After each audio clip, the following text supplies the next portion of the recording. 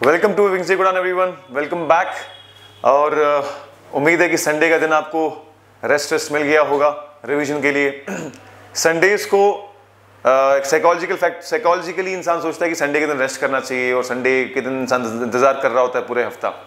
लेकिन दोस्तों, आप एक कॉम्पिटिटिव एग्जाम की तैयारी कर रहे हैं, संडे को रेस्ट बेशक करिए, पर संडे को रिवीजन के लिए भी रखिए। आधा दिन रिवीजन, आधा दिन रेस्ट, जो भी आपको ठीक लगे। तो जितना भी हमने पढ़ा है अभी तक, उसको रिवाइज करते रहोगे तो आगे के टॉपिक ज्यादा बेटर समझ में आ पाएंगे और क्वेश्चन भी ज्यादा सॉल्व हो पाएंगे। तो दोस्तों, हमने बेसिक्स जो है इकोनॉमी के पढ़ लिए, micro economics, macro economics, law of demand, law of supply, shifting of demand curve, shifting of supply curve, और उस पर एमसीक्यू भी कर दिए। अब हम आते हैं अगले टॉपिक पे, जो कि बहुत ही इंपॉर्टेंट टॉपिक है, डिमांड से ही रिलेटेड है, लेकिन इट्स वेरी इंपॉर्टेंट।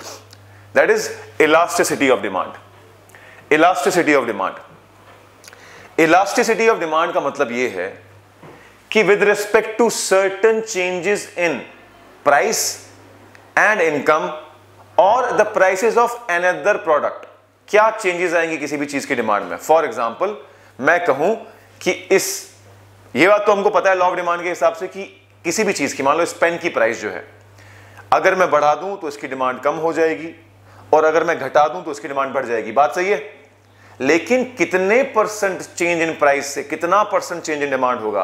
अगर 10% चेंज हो रहा है प्राइस में तो कितना परसेंट चेंज इन डिमांड होगा। अगर 10% प्राइस बढ़ रही है तो कितने परसेंट डिमांड घटेगी। अगर 10% प्राइस घट रही है तो कितने परसेंट डिमांड बढ़ेगी। ये प्राइस इलास्टिसिटी बताती है, यानी एग्जैक्ट चेंजेस। इतने रुपए चेंज के लिए इतना डिमांड में चेंज आ गया, इतने परसेंट चेंज इन प्राइस की वजह से इतना परसेंट चेंज इन डिमांड में आ गया। तो बेसिकली इलास्टिसिटी ऑफ डिमांड आपको एग्जैक्ट चेंजेस कैलकुलेट करने में हेल्प करती है कि अगर इतने परसेंट चेंज होगा प्राइस में तो कितने परसेंट चेंज होगा डिमांड में। सिमिलरली, ये 3 किस्म की इलास्टिसिटीज हैं जो हमें पढ़नी है। नंबर 1 क्या आ गया? Number 1 is price elasticity of demand, यानी प्राइस की चेंजेस की वजह से कितना चेंज डिमांड में आएगा। Number 2 is income elasticity of demand, यानी आपकी इनकम में अगर 5% इंक्रीज आ रहा है तो डिमांड, क्वांटिटी डिमांडेड, किसी पर्टिकुलर कमोडिटी की क्वांटिटी डिमांडेड में कितना चेंज आएगा। अगर आपकी इनकम में 3% डिक्रीज हो रहा है तो किसी भी कमोडिटी की डिमांड में कितना परसेंट चेंज आएगा। ये सब है income elasticity of demand. Similarly, last आ गया क्रॉस इलास्टिसिटी ऑफ डिमांड। अब क्रॉस इलास्टिसिटी ऑफ डिमांड का मतलब है कि ये प्रोडक्ट X है और ये प्रोडक्ट Y है। This is X, this is Y। तो इसकी प्राइस चेंज होने की वजह से इसकी डिमांड में कितना चेंज आएगा। इसकी प्राइस अगर 10% बढ़ती है तो इसकी डिमांड में इंक्रीज या डिक्रीज कितने परसेंट का होगा। ये होगा cross elasticity of demand. 2 products क्यों कंपेयर करते हैं, एक प्रोडक्ट की प्राइस चेंज आ गई तो इसकी डिमांड में कितना चेंज आएगा। So cross elasticity of demand में हम 2 प्रोडक्ट्स देखते हैं। इनकम इलास्टिसिटी ऑफ डिमांड में कंज्यूमर की इनकम और इनकम के इंक्रीज या डिक्रीज होने की वजह से कितना परसेंट चेंज आएगा डिमांड में किसी भी प्रोडक्ट का, ये सब चीजें देखते हैं। और प्राइस इलास्टिसिटी में, प्राइस इलास्टिसिटी का मतलब ये हो गया कि किसी भी चीज की प्राइस, जिस चीज की हम बात कर रहे हैं, मिसाल के तौर पे इस पेन की प्राइस की, इस पेन की प्राइस अगर 10% इंक्रीज होती है या 5% इंक्रीज होती है या 50% इंक्रीज होती है तो इसकी डिमांड में कितना परसेंट डिक्रीज आएगा, यानी एग्जैक्ट मेजर। अभी तक तो हम लॉ ऑफ डिमांड में यही कहते थे कि हायर प्राइस तो lower quantity demanded, lower price तो हायर क्वांटिटी डिमांडेड, लेकिन कितने हायर प्राइस पे कितना क्वांटिटी डिमांडेड कम होगा और कितने इंक्रीज इन प्राइस पे कितना क्वांटिटी डिमांडेड कम होगा, ये हमें नहीं पता था। तो ये हम यहां आज पढ़ेंगे। सो दोस्तों, बढ़ते हैं आगे। सबसे पहले करेंगे हम प्राइस इलास्टिसिटी ऑफ डिमांड। इसको हम PED से भी डिनोट कर सकते हैं, प्राइस इलास्टिसिटी ऑफ डिमांड, या फिर इसको हम EP भी कह सकते हैं, E स्मॉल इलास्टिसिटी और P मतलब प्राइस इलास्टिसिटी। तो दोस्तों, इसका जो फॉर्मूला होता है, इसका आपको मैथमेटिकल फॉर्मूला याद रखना है, आसान सा फॉर्मूला है, वो है percentage change in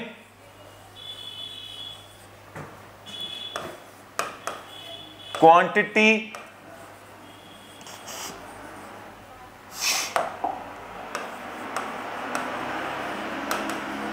demanded of X divided by percentage change in price of x, ये इसका फॉर्मूला है दोस्तों। यानी परसेंटेज चेंज जो क्वांटिटी डिमांडेड में आया, कब? जब परसेंटेज चेंज एक्स की प्राइस में आया। समझ में आ रही बात? और परसेंटेज चेंज का फॉर्मूला भी हम पढ़ चुके हैं, आपको याद होगा तो। परसेंटेज चेंज का फॉर्मूला क्या है? परसेंटेज चेंज का फॉर्मूला क्या है? जब भी हमें किसी भी वैल्यू की परसेंटेज चेंज निकालनी है, पहले भी हमने बात की हुई है, अच्छा पहले बात नहीं की है, सॉरी, अब आप सुन लीजिए। किसी भी चीज की परसेंटेज चेंज निकालने के लिए, फॉर एग्जांपल मैं कहता हूं पहले किसी कमोडिटी की प्राइस 100 रुपए थी, अब 120 रुपए हो गई है, तो मुझे बताओ कितना परसेंटेज इंक्रीज हुआ है। तो उसके लिए फॉर्मूला क्या है? Final value minus initial value.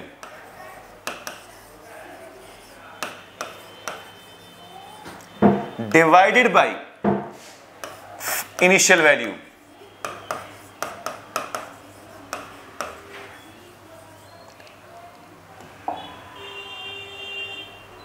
Multiplied by 100।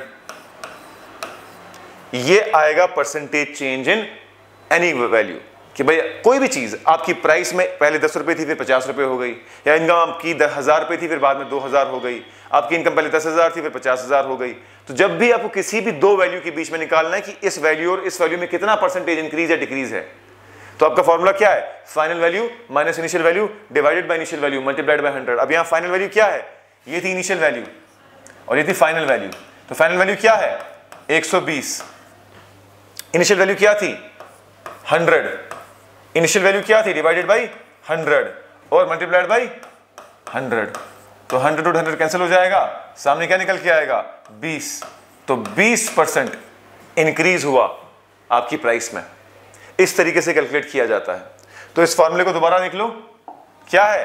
Price resistive demand क्या है? Percentage change in quantity demanded of x divided by percentage change in price of x. यानी आओ हम किसी चीज को एज्यूम कर ले कि लेट्स से हमारा कोई हम कमोडिटी ले लेते हैं। इस फॉर्मूले को पहले लिख लीजिए, ये फॉर्मूला बड़ा इंपॉर्टेंट है और ये शायद नोट्स में ये वाला फॉर्मूला नहीं लिखा है, उसमें सिंपली परसेंटेज चेंज लिखा हुआ है। हालांकि आप लोगों ने 10th क्लास में भी पढ़ा होगा, बहुत पुराना फॉर्मूला है, लेकिन कभी कभार इंसान भूल जाता है, तो मैंने सोचा बता देता हूं। तो ये फॉर्मूला आप लिख लीजिए। ये फॉर्मूला लिख लिया, आगे बढ़ते हैं। फिर अब हम कोई भी एक ग्राफ बना लेते हैं आपको दिखाने के लिए कि किस तरीके से price elasticity of demand calculate की जाती है। मान लीजिए मैंने एक ग्राफ ड्रॉ कर लिया, ये किसी चीज की क्वांटिटी डिमांडेड का ग्राफ है, ठीक है जी। लेट अस से ये स्पेन का ग्राफ है। मैं कहता हूं जी पहले जी जो प्राइस थी स्पेन की वो 5 रुपए थी और 5 रुपए पे क्वांटिटी डिमांडेड जो थी वो 10 थी, और बाद में इसकी जो प्राइस हो गई वो हो गई 10 रुपए, और अब क्वांटिटी डिमांडेड हो गई 5। तो लेकिन ये 5 10 थोड़ा सिमिलर वैल्यू लग रही हैं, तो आइए हम इनको थोड़ा चेंज करते हैं। हम लिखते हैं यहां पर 5 और 3, ठीक है जी। अब मुझे आप बताइए कि प्राइस कहां से कहां गई? 5 से 10। तो मैं कहता हूं कि प्राइस की इनिशियल वैल्यू क्या थी? पहले मैं निकालता हूं percentage change in price of x. तो क्या होगा? फाइनल वैल्यू क्या है? ये इनिशियल वैल्यू थी, थी कि नहीं थी? ये इनिशियल वैल्यू थी और ये फाइनल वैल्यू थी। तो फाइनल वैल्यू क्या है? 10। इनिशियल वैल्यू क्या है? -5 डिवाइड बाय इनिशियल वैल्यू क्या है? 5 मल्टीप्लाइड बाय 100। तो 5 डिवाइडेड बाय 5 मल्टीप्लाइड बाय 100। ये कैंसिल हुआ, यानी 100% इंक्रीज आया किसमें? प्राइस में। और अब मुझे बताइए आपकी क्वांटिटी डिमांडेड में क्या चेंज आया? अब हम क्वांटिटी डिमांडेड में चेंज निकालेंगे। पहले क्वांटिटी डिमांडेड क्या थी? 5 थी। इनिशियल वैल्यू क्या थी? 5। फाइनल वैल्यू क्या थी? 3। अब निकालते हैं percentage change in quantity demanded. QD quantity demanded of x क्या था, फाइनल वैल्यू क्या थी 3, इनिशियल वैल्यू क्या थी 5, इनिशियल वैल्यू क्या थी 5 मल्टीप्लाइड बाई 100, तो क्या आया -2 डिवाइडेड बाई 5 मल्टीप्लाइड बाई 100, 5 2 = 10 यानी -40%। माइनस का मतलब कि डिक्रीज हुआ, पॉजिटिव का मतलब कि इंक्रीज हुआ। यहां पॉजिटिव आया, पॉजिटिव का मतलब है कि इंक्रीज हुआ है, नेगेटिव का मतलब कि डिक्रीज हुआ। यहां डिक्रीज हुआ है कि नहीं हुआ है, 5 से 3 आया, तो नेगेटिव साइन वही डिनोट कर रहा है। अब मुझे बताओ कि यहां पर हमें परसेंटेज चेंज इन प्राइस भी मिल गई, percentage change in quantity demanded भी मिल गई। अब हम फॉर्मूला लगाएंगे। फॉर्मूला क्या था, याद करो, percentage change in quantity demanded of x divided by percentage change in price of x। तो percentage change in quantity demanded of x क्या है, अभी हमने निकाला 40 divided by percentage change in quantity price of x क्या है 100, तो 0 0 cancel, तो क्या आ जाएगा 4/10 यानी 0.4। तो ये आपकी price elasticity of demand for this pen निकल गई। क्लियर है, समझ में आ रहा है? अगर क्वेश्चन में आएगा और आपको ग्राफ देगा, आप निकाल लोगे भाई, आसान तो है ना। ये ग्राफ दिया हुआ है, आपको सिंपली निकालना है कि फाइनल वैल्यू इनिशियल वैल्यू क्या थी क्वांटिटी डिमांडेड की, फाइनल वैल्यू इनिशियल वैल्यू क्या थी प्राइस की, परसेंटेज चेंज निकालोगे और आंसर निकल आएगा। बात सही है, समझ में आया? अरे समझ में आया क्या, अरे मगज में आया क्या? वेरी गुड दोस्तों। अब हम बात करें जरा कि प्राइस इलास्टिसिटी ऑफ डिमांड अलग अलग किस्म की होती है अलग अलग टाइप्स की होती है। प्राइस इलास्टिसिटी ऑफ डिमांड 5 किस्म की होती है to be precise. Perfectly elastic, perfectly inelastic, relatively elastic, relatively inelastic and unitary elastic. यहां आगे बढ़ने से पहले मैं चाहूंगा कि पहले हम देखें कि जो आपकी ईपी की वैल्यू है वो क्या है, percentage change in quantity demanded of x divided by percentage change in price of x। अब दोस्तों ये वैल्यू यानी EP price elasticity of demand, ये वैल्यू इक्वल टू 0 हो सकती है या फिर लेस देन 1 हो सकती है या फिर इक्वल टू 1 हो सकती है या फिर ग्रेटर देन 1 हो सकती है और या फिर इंफिनिटी हो सकती है। इस वैल्यूज के बेसिस पे अलग अलग नाम दिया जाता है इसको। आइए अब हम ग्राफ से समझते हैं कि किस तरीके से इलास्टिसिटी निकालती है। नॉर्मली आप जानते हैं कि जो ग्राफ्स होते हैं डिमांड करके, मिसाल के तौर पे मैंने ये बनाया हुआ है ऑलरेडी, ये एक्स एक्सिस है, यहां पर प्राइस ऑफ कमोडिटी है और यहां पर क्वांटिटी ऑफ कमोडिटी है, क्वांटिटी डिमांडेड ऑफ कमोडिटी है ना। अब मुझे आप बताइए कि डिमांड कर्व तो ऐसी होती है ना, ऐसी होती है। इस डिमांड कर्व का मतलब ये होता है कि हायर प्राइसेस पे लोअर डिमांड, लोअर प्राइसेस पे हायर डिमांड।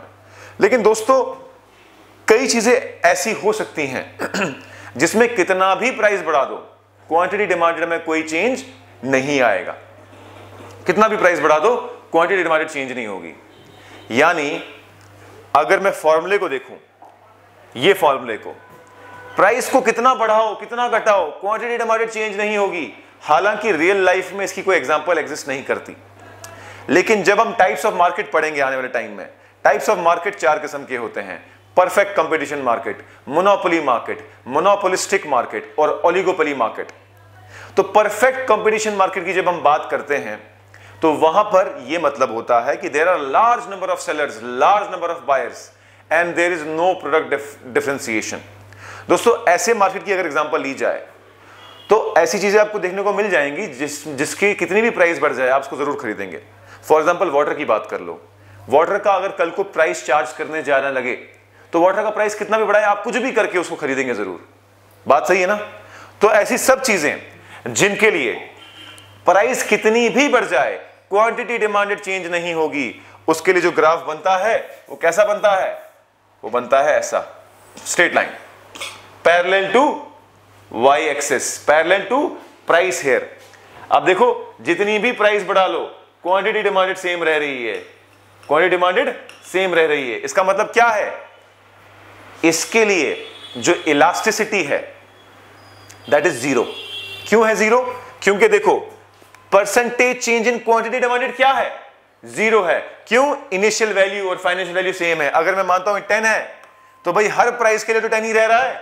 अगर मैं फॉर्मूले में डाल दूंगा percentage in quantity demanded of x, पहली क्वांटिटी डिमांडेड भी 10 थी, बाद की भी 10 थी, तो 10 माइनस 10 क्या हो जाएगा, जीरो। तो न्यूमरेटर क्या हो जाएगा, जीरो। तो उसकी वजह से क्या आएगी वैल्यू, जीरो। तो इस चीज के लिए जो प्राइस इलास्टिसिटी है वो है जीरो। और जीरो का मतलब ये भी है कि इसको हम कहते हैं it is this type of जो ग्राफ है EP is equal to zero, इसको हम कहते हैं परफेक्टली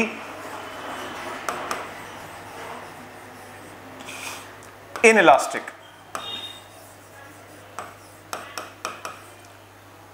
डिमांड। जब भी elasticity of price elasticity demand zero आए तो हम उसको कहते हैं परफेक्टली इनइलास्टिक डिमांड, यानी प्राइस कितना भी बढ़ा लो डिमांड क्वांटिटी डिमांड में चेंज नहीं आएगा। अब दोस्तों जैसे कि मैंने बात की परफेक्ट कंपटीशन मार्केट में, परफेक्ट कंपटीशन मार्केट में आपको ऐसी चीज मिलती है, ऐसा सिचुएशन मिलता है कि आप सिर्फ एक प्राइस पे कोई भी चीज खरीदोगे, उसकी कुछ जो ग्राफ बनता है वो कुछ ऐसा बनता है पैरेलल टू एक्स एक्सिस।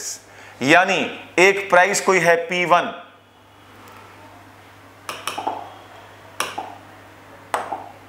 कोई एक प्राइस है P1, सिर्फ उस प्राइस पे आप मार्केट में खरीदोगे चीज को और उस प्राइस पे आप इंफिनिटी तक कंज्यूम कर दोगे, लेकिन उस प्राइस के ऊपर ना ही नीचे आप कंज्यूम करोगे। ऐसा क्यों होता है दोस्तों? ये एक परफेक्ट कंपटीशन मार्केट में पॉसिबल है।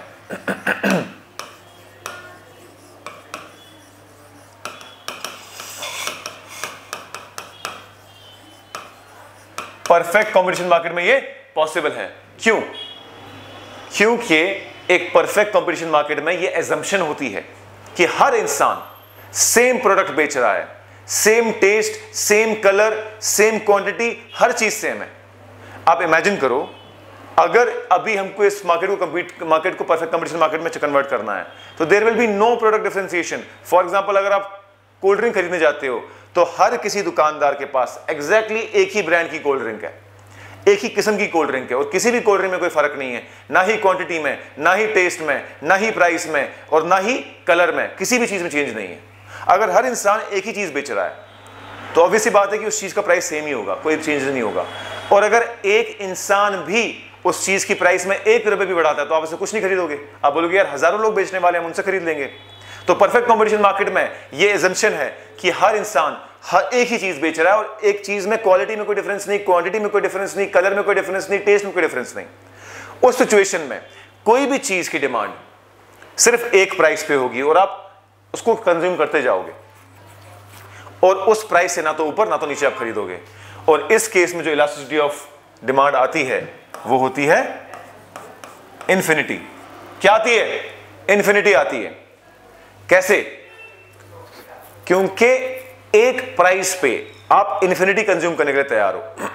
आप समझ रहे हो? अब हम आते हैं अगली टाइप ऑफ इलास्टिसिटी पे जिसको कहेंगे हम रिलेटिवली इलास्टिक।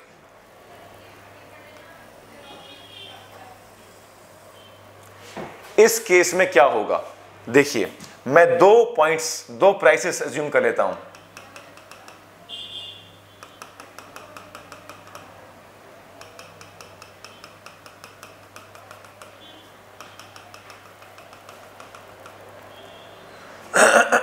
आप देखिए यहां पर क्या हो रहा है, जब भी अ लार्ज चेंज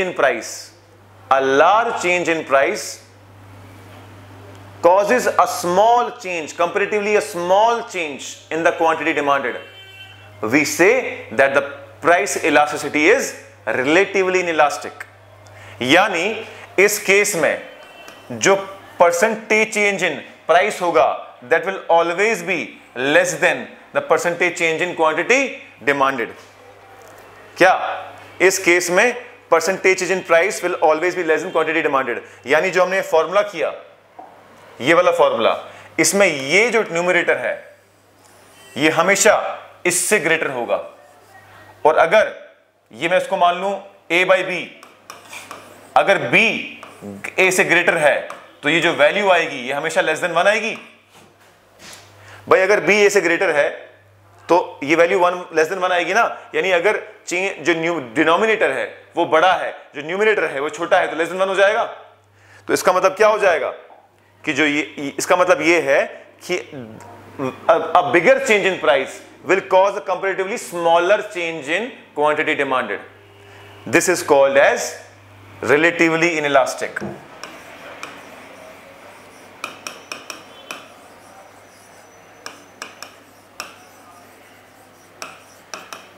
यहां पर जो वैल्यू ऑफ प्राइस इलास्टिसिटी है वो लेस देन 1 है।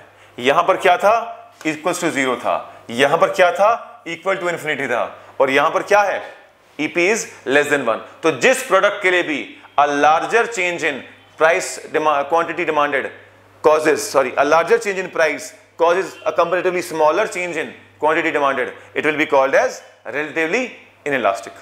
क्लियर है दोस्तों? इसके बाद एक और किस्म की इलास्टिसिटी आती है जिसको हम कहते हैं रिलेटिवली इलास्टिक और यूनिटरी इलास्टिक। देखिए दोस्तों, फिर से ग्राफ ड्रॉ कर लेते हैं। अब अगर जो आपकी डिमांड कर्व है, अगर आप ऑब्जर्व करेंगे यहां पर जो डिमांड कर्व है वो क्लोजर टू वाई एक्सिस है। यहां पर भी देखिए जो इनइलास्टिक है, इनइलास्टिक जो है वो पूरा वाई एक्सिस के पैरेलल है, यानी प्राइस के पैरेलल है, और यहां पर demand curve closer to Y axis है। अब यहां जो हम बनाएंगे यानी रिलेटिवली इलास्टिक, ये क्लोजर टू एक्स एक्सिस होगा। समझ में आ रहा है? देखो इस ग्राफ को और इस ग्राफ को कंपेयर करो, ये क्लोजर टू वाई एक्सिस है, ये क्लोजर टू एक्स एक्सिस है, और यहां पर उल्टा होगा जो हमारा रिलेटिवली इनइलास्टिक में हुआ ना कि a larger change in price will cause a smaller change in quantity demanded. यहां smaller change in price will cause a larger change in quantity demanded. देख लो खुद ही,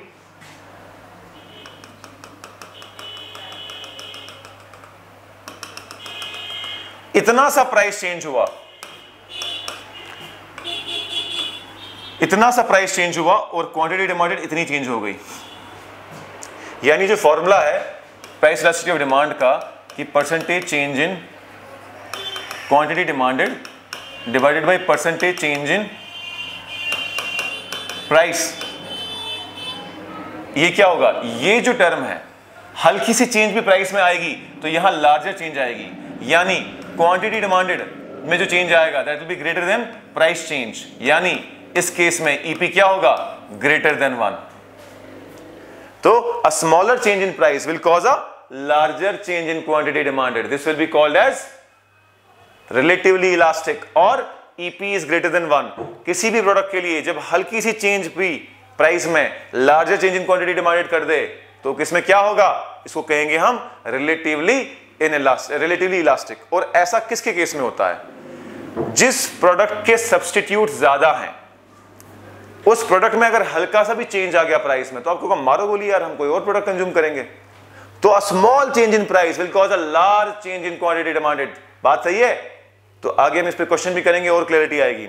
अब last but not the least is the unitary elastic. Unitary का मतलब 1 होता है, तो जिस केस में भी EP इक्वल्स टू 1 हो जाए उसको यूनिटरी इलास्टिक कहेंगे, यानी जिस केस में भी ये दोनों वैल्यू बराबर हो जाए, यानी जितना चेंज इन प्राइस उतना ही चेंज इन क्वांटिटी डिमांडेड, उसको क्या कहेंगे। अब देखो, जितना चेंज इन प्राइस उतना ही चेंज इन क्वांटिटी डिमांडेड, यानी अगर ये X% है तो ये भी क्या हो जाएगा, X हो जाएगा। सो चेंज बराबर होना चाहिए, यानी जितना चेंज इन प्राइस में हो रहा है उतना ही चेंज क्वांटिटी डिमांडेड में हो रहा है, तो क्या आ जाएगा ये 1। सो दोस्तों ये थी 5 curves price elasticity of demand से रिलेटेड। हमने देखा, फिर से जल्दी रिवाइज कर लेते हैं। हमने सबसे पहले देखा इलास्टिसिटी ऑफ डिमांड कितने किस्म की है, प्राइस इलास्टिसिटी, इनकम इलास्टिसिटी और क्रॉस इलास्टिसिटी।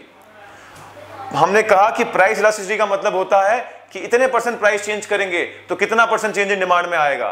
फिर हमने कहा इतना % इनकम में चेंज करेंगे तो कितने % चेंज इन डिमांड में आएगा।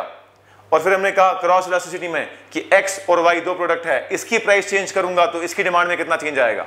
फिर हमारे प्राइस इलास्टिसिटी पे हमने कहा प्राइस इलास्टिसिटी ऑफ डिमांड क्या है, it is percentage change in quantity demanded of x divided by percentage change in quantity demanded of percentage change in quantity demanded of x divided by percentage change in price of x। फिर हमने इसकी कुछ example भी ली, यहां पर एक graph भी draw किया हमने, उसके बाद हमने वैल्यू निकाली और मैंने आपको फॉर्मूला भी बताया कि परसेंटेज चेंज कैसे कैलकुलेट किया जाता है। फिर हम आए, ये हमने एग्जांपल लेके एक प्रोडक्ट की क्वांटिटी डिमांडेड निकाली।